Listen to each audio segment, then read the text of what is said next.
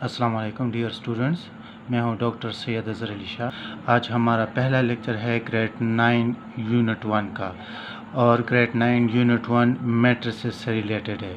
इसमें हम पढ़ेंगे कि what are the matrices, matrices के डिफरेंट टाइप्स पढ़ेंगे, और मैट्रिसेस को कैसे डील करते हैं, और मैट्रिसेस को यूज़ करके हम कैसे डिफरेंट प्रॉब्लम्स को सॉल्व कर सकते हैं। ये इस चैप्टर में हम पूरी डिटेल से पढ़ेंगे।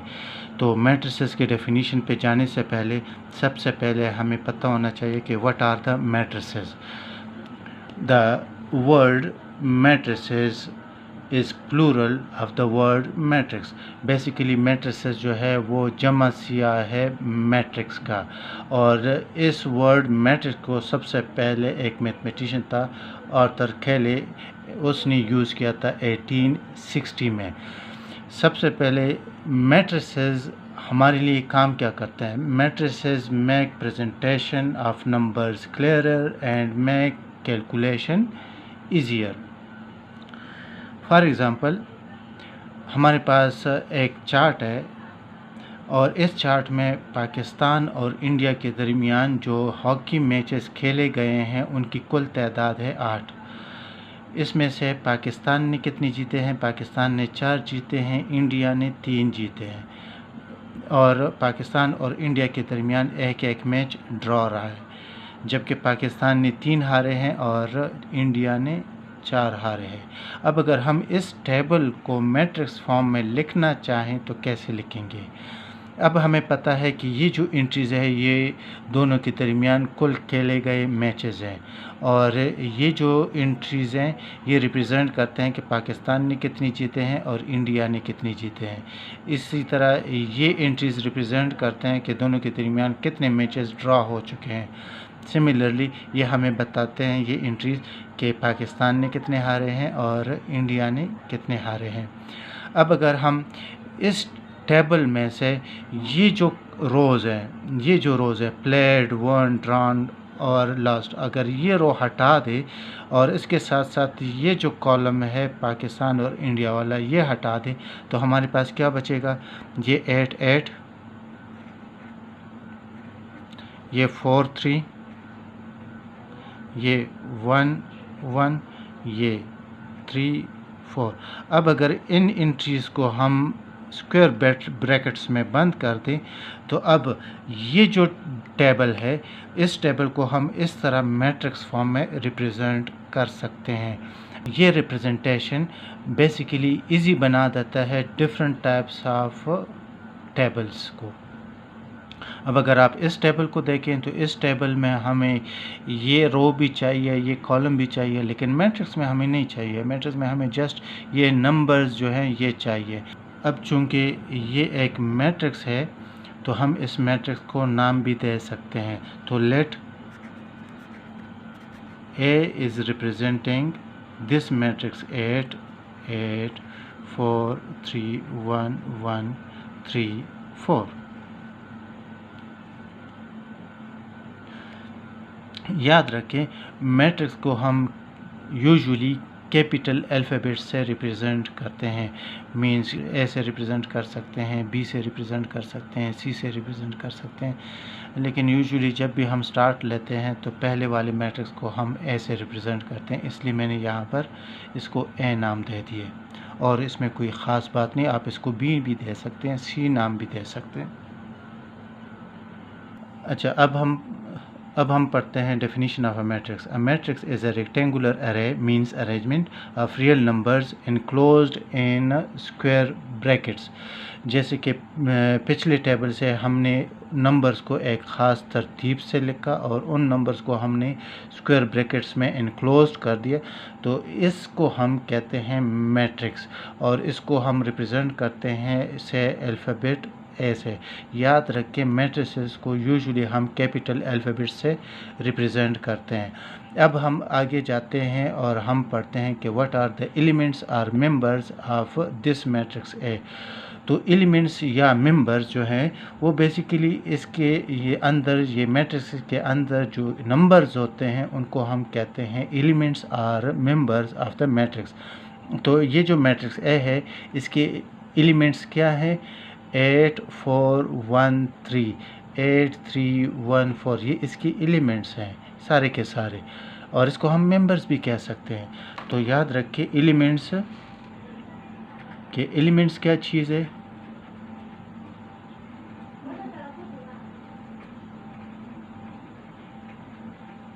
Are members. तो एलिमेंट्स और आर मेंबर्स, ये मैट्रिक्स के अंदर जो नंबर्स होते हैं उनको हम कहते हैं एलिमेंट्स, या फिर उसको हम मेंबर्स भी कह सकते हैं। फॉर एग्ज़ाम्पल हमारे पास कुछ और मैट्रिक्स हैं, से मैट्रिक्स बी इज़ 1 2 3 4। तो अब ये भी एक मैट्रिक्स है और इसके एलिमेंट्स क्या हैं, इसके एलिमेंट्स क्या हैं 1 2 3 4, ये इसकी एलिमेंट्स है। तो इस तरह के बहुत सारे मैट्रिसेस आप अपने लिए बना सकते हैं और उनके मेंबर्स भी आप लोग बता सकते हैं। ये सिंपल है, इंतहाई सिंपल। मैट्रिसेस में दो मेन टाइप्स हैं, और एक को हम कहते हैं स्क्वायर मैट्रिक्स और दूसरे को कहते हैं रेक्टेंगुलर मैट्रिक्स। स्क्वायर मैट्रिक्स में मज़ीद फिर कुछ और टाइप्स हैं, लेकिन पहले स्क्वायर और रेक्टेंगुलर को हम अगर जज कर लें, उनको पढ़ लें तो ज़्यादा बेहतर है, और उसके लिए हमें ज़रूरत है ऑर्डर ऑफ अ मैट्रिक्स की। तो order of a matrix depend करता है अरेंजमेंट है। अब अरेंजमेंट क्या चीज़ है, अरेंजमेंट में दो चीज़ें हैं हमारे पास, एक को हम कहते हैं रोज़ और दूसरे को हम कहते हैं कॉलम्स। फॉर एग्ज़ाम्पल हमारे पास एक मैट्रिक्स है से डी, और उसकी एंट्रीज है 1 2 3 4 5 6 7 8 9 10 11 12। ये एक मैट्रिक्स है। अब इसमें इसका ऑर्डर पढ़ने से पहले हमें पता होना चाहिए कि इस मैट्रिक्स में कितने रोज़ हैं और कितने कॉलम्स हैं। रोज़ बेसिकली वो हॉरिजॉन्टल लाइन है जो इस मैट्रिक्स की एंट्रीज को कवर करता हो। तो अब अगर हम देख लें, अगर हम ये हॉरिजॉन्टल लाइन ड्रा कर लें, तो ये हॉरिजॉन्टल लाइन इस मैट्रिक्स के 1 2 3 4 एलिमेंट्स को कवर कर देता है, और ये जो हॉरिजॉन्टल लाइन है ये 5 6 7 8 को कवर कर देता है, और ये जो हॉरिजॉन्टल लाइन है वो 9 10 11 और 12 को कवर कर देता है। तो ये वो तीन लाइन है जो मैट्रिक्स के सारे एलिमेंट्स को कवर कर देता है। तो इन हॉरिजॉन्टल लाइंस को हम कहते हैं रोज़। अब अगर हम यहाँ पे कोई लाइन ड्रा कर लें, तो इस लाइन का कोई मकसद ही नहीं, क्योंकि ये इनमें से किसी भी मेंबर को कवर नहीं करता। अब अगर हम यहाँ पे एक लाइन ड्रा कर लें, से यहाँ पर एक और लाइन, तो ऑलरेडी हमारे पास एक लाइन हमने ड्रा की हुई है जो कि 9 10 और 11 12 को कवर कर रहा है। अब अगर हम कोई और लाइन ड्रा करते हैं और वो भी 9 10 और 11 12 को कवर करता है, तो उसका भी कोई मकसद नहीं है, सही है। तो हम जस्ट उन लाइंस को लेंगे जो इन सारे एलिमेंट्स को कवर कर दे, तो उन सारे लाइंस को हम कहते हैं नंबर ऑफ रोज़। तो ये वाली स्ट्रेट लाइन हॉरिजॉन्टल लाइन जो है ये है हमारे पास रो 1, ये वाली है रो 2 और ये वाली है रो 3। तो इसका मतलब यह है कि इस मैट्रिक्स में कितने रोज़ हैं, 3 रोज़ हैं, और रोज़ को हम रिप्रेजेंट करते हैं m से, स्मॉल m से। तो इस मैट्रिक्स में टोटल कितने रोज़ हैं, वो है 3। अब अगर इसी तरह हॉरिजॉन्टल की तरह अगर हम वर्टिकल लाइंस ड्रा करना चाहें, तो ये जो वर्टिकल लाइन है ये 1 5 9 को कवर कर देता है, तो ये हमारे पास है कॉलम 1। और ये जो वर्टिकल लाइन है ये हमारे पास 2 6 10 को कवर कर देता है, और ये है हमारे पास कॉलम 2। ये जो वर्टिकल लाइन है ये बनता है हमारे पास कॉलम 3, और ये जो वर्टिकल लाइन है ये हमारे पास बनता है कॉलम 4। तो अब अगर आप देखें तो 4 वर्टिकल लाइंस ने इस मैट्रिक्स के पूरी एंट्रीज को कवर कर दिए। तो इसका मतलब यह है कि इस मैट्रिक्स में 4 कॉलम्स हैं, और कॉलम्स को हम रिप्रेजेंट करते हैं स्मॉल n से। तो इस मैट्रिक्स में कितने कॉलम्स हैं, 4, और कितने रोज़ हैं, 3। अगर इसको हम देख लें तो इसमें कितनी हॉरिजॉन्टल लाइंस हैं, 1 2। तो इसमें नंबर ऑफ़ रोज़ जो हैं वो है 2 और इसी तरह कॉलम्स भी हमारे पास इसमें क्या है, वो भी हमारे पास है 2। अब अगर इस मैट्रिक्स को देख ले तो इसमें कितने हॉरिजॉन्टल लाइंस है, इसमें 2 हॉरिजॉन्टल लाइंस है, तो इसका मतलब यह है कि इसमें 2 रोज़ है। और वर्टिकल लाइंस कितने बनते हैं, इसमें 4 वर्टिकल लाइंस बनते हैं, तो इसका मतलब है कि इसमें कॉलम्स क्या है, 4। अब हम पढ़ते हैं, चूँकि अब हमें पता चला कि रोज़ और कॉलम्स क्या चीज़ है, तो अब हम आते हैं ऑर्डर ऑफ अ मैट्रिक्स। तो order of a matrix basically कुछ नया नहीं है, वो भी यही रोज़ और कॉलम्स के बारे में हमें इंफॉर्मेशन बताता है। तो अब अगर इस मैट्रिक्स को देखें तो इस मैट्रिक्स में कितने रोज़ हैं, 2 रोज़ हैं और 4 कॉलम्स है, और ऑर्डर को हम रिप्रेजेंट करते हैं m क्रॉस n से। तो इसका मैट्रिक्स, इस मैट्रिक्स का ऑर्डर क्या है, 2 क्रॉस 4, क्योंकि इसमें 2 रोज़ हैं और 4 कॉलम्स हैं। याद रखिए, इनको मल्टीप्लाई नहीं करना, ये जस्ट रिप्रेजेंटेशन है। इस मैट्रिक्स का ऑर्डर क्या है, m cross n is equal to 2 cross 2। ये जो मैट्रिक्स है इसका ऑर्डर क्या है, इसका ऑर्डर है m cross n is equal to 3 cross 4। तो ऑर्डर बेसिकली हमें ये बताता है कि ये जो मैट्रिक्स है इसमें कितने रोज़ हैं और कितने कॉलम्स हैं।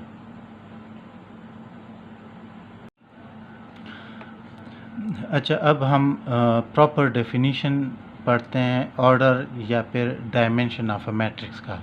A matrix with m rows and n columns has order m cross n। ये अभी थोड़ी देर पहले हमने पढ़ा भी कि ऑर्डर को हम m क्रॉस n से रिप्रेजेंट करते हैं। तो ऑर्डर बेसिकली क्या है, आप किसी रो मैट्रिक्स में क्या कर लें, उसमें रोज़ की तादाद मालूम कर ले और कॉलम्स की तादाद मालूम कर ले और दोनों को इस m क्रॉस n फॉर्म में लिखें, तो वो आपके पास ऑर्डर या फिर डायमेंशन बन जाता है मैट्रिक्स का। फॉर एग्ज़ाम्पल हमारे पास ये ABCDE 5 मैट्रिसेस है। अब हम इंटरेस्टेड है कि हम इनके ऑर्डर्स फाइंड कर लें। तो ऑर्डर को हम ऑर्डर ऑफ मैट्रिक्स A, वो बेसिकली क्या है, इस मैट्रिक्स में कितने रोज़ हैं, एक, इसमें ये एक रो है, ये दूसरा रो है, तो इसमें कितने रोज़ हैं, 2 रोज़ हैं। और कितने कॉलम्स हैं, 1 2 3 कॉलम्स हैं। तो m क्रॉस n इसके लिए बनता है 2 रोज़ हैं और 3 कॉलम्स हैं। तो ये मैट्रिक्स A का ऑर्डर है। इसी तरह ऑर्डर ऑफ मैट्रिक्स B, तो वो भी हमारे पास क्या है, m क्रॉस n है। तो अब इसमें m क्या है, m रोज़ को रिप्रेजेंट करता है। तो इसमें कितने रोज़ हैं, एक रो है, तो वो 1 क्रॉस, इसमें कितने कॉलम्स हैं, 1 2 3, और तो इसका ऑर्डर बनता है मैट्रिक्स B का 1 क्रॉस 3। इसी तरह ऑर्डर ऑफ मैट्रिक्स C क्या होगा, इसमें कितने रोज़ हैं, 1 2 3, इसमें 3 रोज़ हैं, तो m क्रॉस n इसके लिए बनेगा 3 क्रॉस, कॉलम्स कितने हैं, एक कॉलम है, तो 3 क्रॉस 1 इसका ऑर्डर है। इसी तरह मैट्रिक्स D जो है उसका ऑर्डर क्या है, उसका ऑर्डर है, इसमें कितने रोज़ हैं, 2 रोज़ हैं, तो m क्रॉस n बनता है 2 क्रॉस, कितने कॉलम्स हैं, 1 2 3 4, तो इसका ऑर्डर है मैट्रिक्स D का 2 क्रॉस 4। अब मैट्रिक्स E जो है उसका ऑर्डर क्या है, मैट्रिक्स E, तो उसका ऑर्डर क्या है, m cross n is equal to, इसमें कितने रोज़ हैं, 1 2 रोज़ हैं और कितने कॉलम्स हैं, 1 2 कॉलम्स। तो ये हमारे पास इन मैट्रिसेस की क्या है, ऑर्डर्स हैं। तो ऑर्डर को बेसिकली हमने m क्रॉस n फॉर्म में लिखना है, न कि मल्टीप्लाई करना है। अब ऐसा नहीं कि आप लोग इसको मल्टीप्लाई कर ले 2 क्रॉस 3 तो इससे हमें 6 मिलता है, नहीं, ये मल्टीप्लाई नहीं करना। ये एक सिंबल है जो कि आपको मैट्रिक्स के बारे में इंफॉर्मेशन देता है कि मैट्रिक्स में कितने रोज़ हैं और कितने कॉलम्स हैं। ठीक है। अच्छा, एक और बात याद रखिए, सबसे पहले अभी हम डेफिनीशंस पढ़ रहे हैं ताकि हम जज कर सकें कि फ़लाना मैट्रिक्स कौन सा होता है। अगर हम ये सीखने में कामयाब हो गए तो फिर हमारे लिए एक्सरसाइजेस को सॉल्व करना इंतहाई आसान हो जाएगा। तो इसलिए सबसे पहले हम मैट्रिसेस के टाइप्स पढ़ते हैं कि कौन सा मैट्रिक्स किस कैटेगरी में आता है। तो इसके बाद हम पढ़ते हैं बेसिकली स्क्वायर मैट्रिक्स और रेक्टेंगुलर मैट्रिक्स।